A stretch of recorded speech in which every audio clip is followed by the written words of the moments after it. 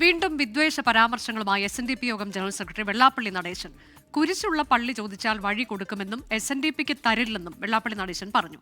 കോട്ടയം ജില്ലയിൽ ഒരു ഈഴവൻ മാത്രമാണ് MLA. ബാക്കിയുള്ളവരെല്ലാം കുരിശിന്റെ വഴിയെ പോകുന്നവരാണെന്നും വെള്ളാപ്പള്ളി നടേശൻ പറഞ്ഞു. കോട്ടയം ജില്ല അല്ലേ, ജനപ്രതിനിധികൾ നോക്കിയാൽ ഒരു ഈഴവൻ കാണും അല്ലേ, ബാക്കി ആരാണ്? ഇവിടെ എല്ലാം കുരിശിന്റെ വഴിയിലാണ്. എന്നാൽ ഞങ്ങളുടെ നാട്ടിൽ ആലപ്പുഴ, അത് ഈഴവനുള്ള നാടാണ്. അവിടെയും ഗതി നമുക്കെല്ലാം കുരിശിൻ്റെ വഴിയിലാണ്. അവിടെ ഈഴവൻ എന്നേ MLA. ഞാൻ എന്നെ ഏൽപ്പിച്ചിരിക്കുന്നു സമുദായത്തിൻ്റെ കസേര.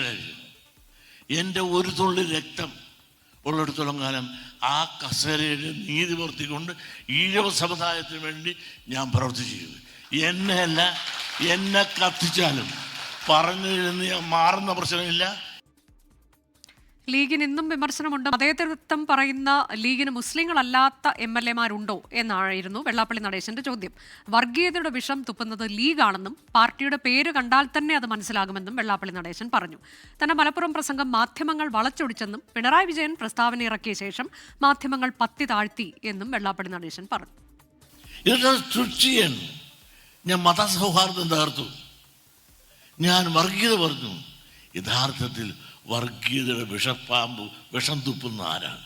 ലീഗല്ലേ.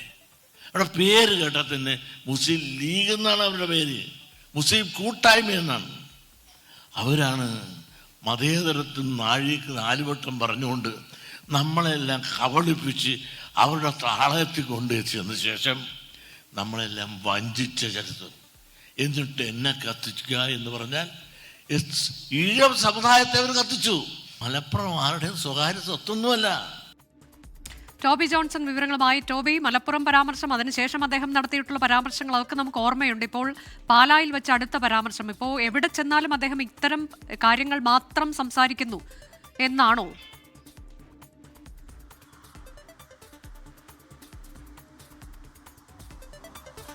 അനുജ, തീർച്ചയായിട്ടും ഇത്തരത്തിലുള്ള പരാമർശങ്ങൾ അദ്ദേഹം വീണ്ടും വീണ്ടും ആവർത്തിച്ചു കൊണ്ടിരിക്കുകയാണെന്നുള്ള കാര്യത്തിൽ യാതൊരു സംശയവുമില്ല. മലപ്പുറത്ത് നടത്തിയ പ്രസ്താവനയും അതുപോലെ തന്നെ അതിനുശേഷം ഉണ്ടായ ലീഗിൻ്റെ പ്രതിഷേധവുമെല്ലാം ഇന്ന് വിമർശനത്തിനിടയായി. അതിനെയൊക്കെ ശക്തമായിട്ട് അദ്ദേഹം വിമർശിക്കുന്നുണ്ട്. എന്തായാലും അതിൽ എടുത്തു പറയേണ്ട ഒരു കാര്യമാണ് കോട്ടയത്തെക്കുറിച്ച് പറഞ്ഞൊരു കാര്യം. അതായത് കോട്ടയം ജില്ലയിൽ ഒരേ ഒരു ഈഴവനാണ് MLA ആയിട്ടുള്ളത്, ബാക്കിയുള്ളവരെല്ലാം കുരിശിൻ്റെ വഴിയെ പോകുന്നവരാണെന്നടക്കമുള്ള ഒരു പരാമർശം അദ്ദേഹത്തിൻ്റെ ഭാഗത്തു നിന്നും ഉണ്ടായിരിക്കുന്നു. മുസ്ലിം ലീഗിനെയാണ് താൻ കുറ്റം പറയുന്നത്.